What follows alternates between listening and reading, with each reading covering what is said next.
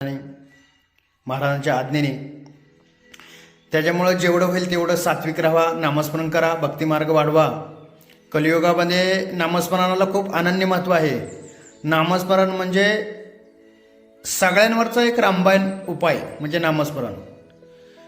ज्ञानेश्वर माऊलीसुद्धा काय सांगतात, नामसकीर्तन साधन पै सोपे, सगळ्यात सोपं साधन नामस्मरण आहे. आणि ह्या नामस्मरणाच्याच भक्तीच्या ह्याच्यावरच आपण ह्या शक्त्यांना, वाईट शक्त्यांना मुक्ती देत असतो.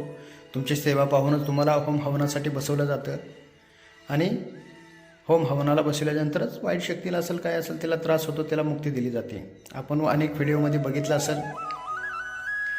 दुसरी गोष्ट, शिवदत्त मंदिर देवस्थान येसवडी येथे मांसाहार मद्यपान पूर्णतः येण्यापूर्वी, येसवडी येथे येण्यापूर्वी पूर्णतः मांसाहार मद्यपान पूर्ण बंद करायचा. आणि मांसाहार मद्यपान पूर्णतः बंद केल्यानंतर शिवदत्त मंदिर देवस्थानावरती जी काही सेवा दिली जाते, त्या सेवेचं पालन करायचं. सकाळी ओम नमः शिवाय, संध्याकाळी श्री गुरुदेवत्त, किंवा सकाळी श्री गुरुदेवत्त, संध्याकाळी ओम नमः शिवाय हा मंत्र जाप करायचा, हे नामस्मरण करायचं. ह्याचं फळ आपल्याला भेटत असतं. लोकांना वाटतं की आम्ही बऱ्याच ठिकाणी जाऊन आलो, अभिषेक केले, नामस्मरण केलं, हे केलं ते केलं, आम्हाला कसलाही फरक पडलेला नाही, असं बऱ्याच ठिकाणचे लोक आम्हाला सांगतात. पण सांगायचं तात्पर्य की